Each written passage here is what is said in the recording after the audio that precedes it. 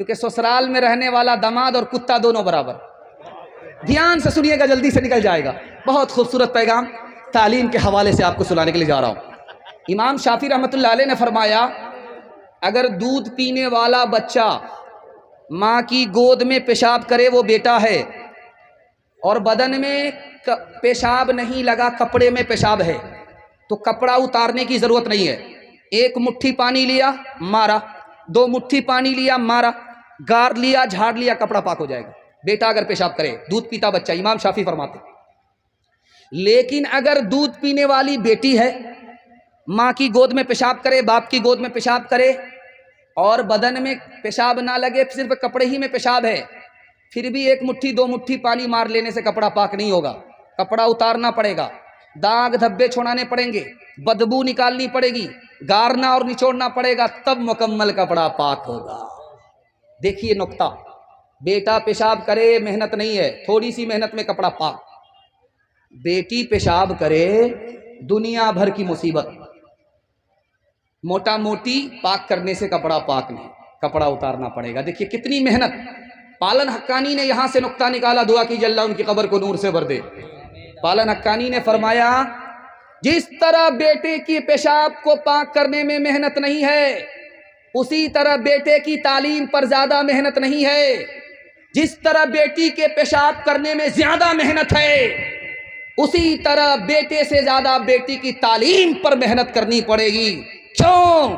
بیٹی 4 منزل میں پہنچتی ہے. پہلی منزل میں وہ بیٹی ہے, دوسری منزل میں وہ بیوی ہے, تیسری منزل میں وہ ماں ہے, چوتھی منزل میں وہ ساس ہے. جب آپ نے بیٹے سے زیادہ بیٹی کو تعلیم دی, یہی بیٹی آگے چل کر کے اچھی بیوی ہوگی, یہی بیٹی آگے چل کر کے اچھی ماں ہوگی, یہی بیٹی آگے چل کر کے اچھی ساس ہوگی. مرد پڑھتا ہے اکیلا مرد پڑھتا ہے, عورت پڑھتی ہے سارا خاندان پڑھتا ہے.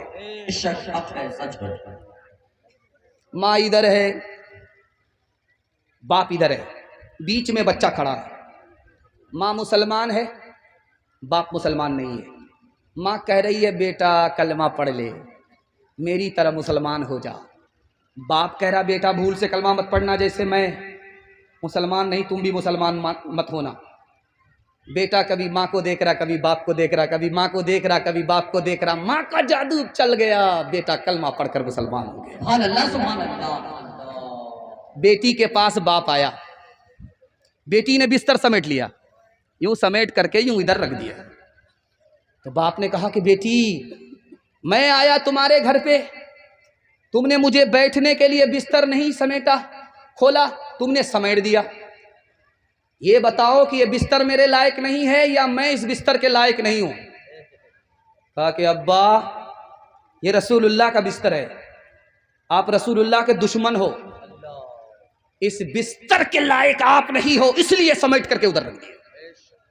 باپ کے دل پر ایسی چوٹ پڑی, جو باپ اسلام کا دشمن تھا اسلام کو طلب کرنے لگا, اور طلب میں اللہ نے اسلام کی دولت سے بالا مال فرما دیا. تیسرا نمونہ آپ کی خدمت میں آ رہا, دھیان سے سنیے گا.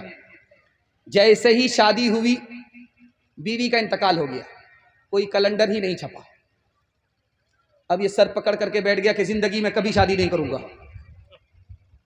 بہن کو خبر ہوئی, جلدی جلدی آئی, کہا بھائی صاحب کیا ارادہ ہے؟ جوان ہو, اللہ نے ساتھ نہیں دیا زندگی, بیوی تمہاری گزر گئی, ساتھ نہیں دیا, لیکن تمہارا ارادہ کیا ہے, دوسری شادی کرو گے؟ تو کہا نہیں کروں گا. کہا نہیں, یہ غلطی مت کرنا, تم جوان ہو, دوسری شادی کر لو. تمہاری بہن کو پتا ہے, تمہیں مشورہ دے رہی ہے, بہن کے پاس تم سے زیادہ علم ہے, تم کو بتا رہی ہے دوسری شادی کرو, شوق سے کرو. اگر تم کو نیک اولاد ہوگی اور پھر وہ نیک کام کرے گی تو تمہاری اولاد کی ہر سانس کے بدلے تمہیں اللہ صدقہ جاریہ کا ثواب دے گا, صدقہ جاریہ عطا فرمائے گا. اب جس بھائی کا ارادہ بدل گیا, انہوں نے شادی کر لی. ایک آخری نمونے پر پیغام کو ختم کر رہا ہوں, آپ لوگ سننے کے لیے یہاں سے لے کر کے وہاں تک تیار ہیں؟ دونوں ہاتھ اٹھائیے انشاءاللہ. دھیان سے سنیے گا, جلدی سے نکل جائے گا. ہارون رشید حجاج بن یوسف کا دربار ہے.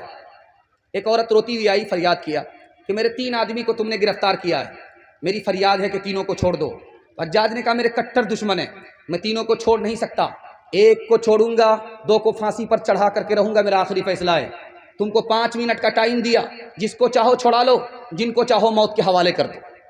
اب اس عورت نے 5 منٹ میں فیصلہ لیا۔ کیا فیصلہ لیا؟ آپ کو سن کر کے حیرت ہوگی۔ تاریخ میں بہن کا کتنا بڑا کردار ہے یہ دکھانے کے لیے جا رہا ہوں۔ ماں باپ کے مرنے کے بعد ہم اپنی بہن کو تنہا چھوڑ دیتے ہیں۔ بہن پر ستم کرنے والے، ہاتھ جوڑ کر کے میں آپ سے کہتا ہوں، آپ بہن پر ستم مت کیجیے، کرم کیجیے، اللہ آپ پر مہربان ہوگا۔ دھیان سے سنیے گا۔ اس بہن نے کہا، اے حجاج، تم نے مجھے 5 منٹ کا ٹائم دیا ہے، ایک کو بچانا ہے، 2 کو موت کے حوالے کرنا ہے، میرے بھائی کو چھوڑ دو۔ بیٹے کو پھانسی ہو گئی، شوہر کو پھانسی ہو گئی۔ حجاج بن یوسف نے حیرت سے پوچھا، اے عورت، تو نے بیٹے کو نہیں بچایا، بھائی کو بچایا، اس کا کیا راز ہے؟ تم نے بھائی کو بچایا، شوہر کو نہیں بچایا، اس کی کیا وجہ ہے؟ اس عورت کا جواب سنی۔ اس نے کہا، میں جوان ہوں، میری شادی ہو جائے گی، مجھ کو شوہر مل جائے گا، خدا مہربان ہوا مجھ کو بیٹا مل جائے گا، لیکن ماں باپ مر چکے ہیں، بھائی نہیں آئے گا۔ 2 مثال پر پیغام ختم کر رہا ہوں۔ اسکول ہے، اس میں بحالی چل رہی ہے، زنانہ اسکول ہے، لیڈیز کی بحالی چل رہی ہے۔ 7 لڑکی امتحان دینے کے لیے آئی۔ پہلا سوال پوچھا گیا کہ اسلام کے 5 رکن کیا ہیں؟ کسی نے جواب نہیں دیا۔ دوسرا سوال پوچھا، یہ بتاؤ مسلمانوں کے 5 ملک کون کون سے ہیں؟ کسی نے جواب نہیں دیا۔ تیسرا سوال آیا، بسم اللہ الرحمن الرحیم کا ترجمہ بتاؤ، کسی نے جواب نہیں دیا۔ چوتھا سوال آیا، تم یہ بتاؤ کہ تسبیح میں 100 دانے کیوں ہوتے ہیں؟ اس کا بھی کسی نے جواب نہیں دیا۔ اور آخری سوال جس کا سب نے تسلی بخش جواب دیا، وہ کیا سوال تھا؟ فلمی 3 ہیرو کے نام بتاؤ، سب نے تسلی بخش جواب دیا۔ بادشاہ کی 4 بیوی تھی۔ بادشاہ کو معلوم کرنا تھا کہ پڑھی لکھی کون ہے، جاہل کون ہے۔ تو بادشاہ بیوی کے پاس آ کر کے کہتا ہے، صبح ہو رہی ہے؟ کہا کہ ہاں ہو رہی۔ کہا کیسے پتا چلا؟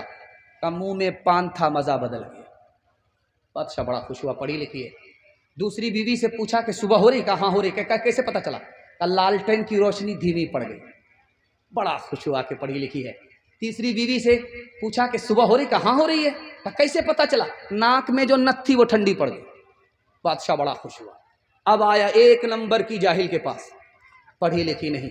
اس کے پاس آ کر کے پوچھتا ہے کہ صبح ہو رہی؟ کہا کیوں نہیں ہو رہی؟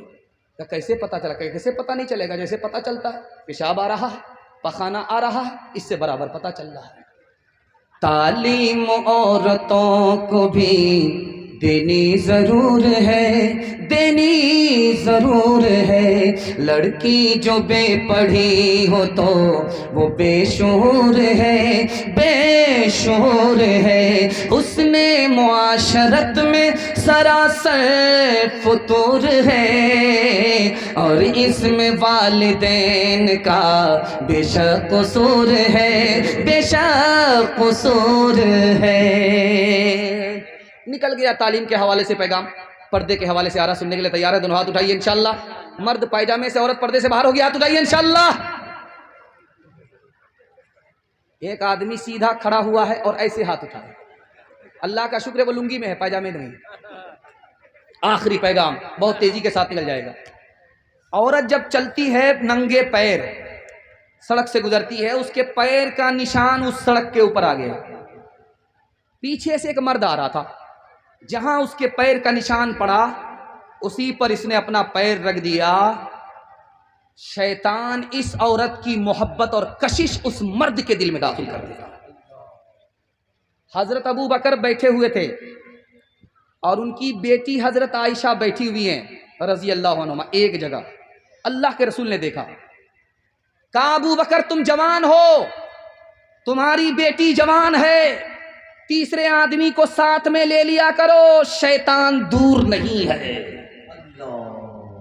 حضرت عمر کے یہاں بیٹی آئی، حضرت عمر گھر سے باہر، لوگوں نے پوچھا کہ بیٹی اندر، باپ گھر سے باہر، تو کہا میں جوان ہوں، میری بیٹی جوان ہے، گھر میں بیوی نہیں ہے، تیسرا شیطان ہے، اس لیے گھر سے باہر آ گیا۔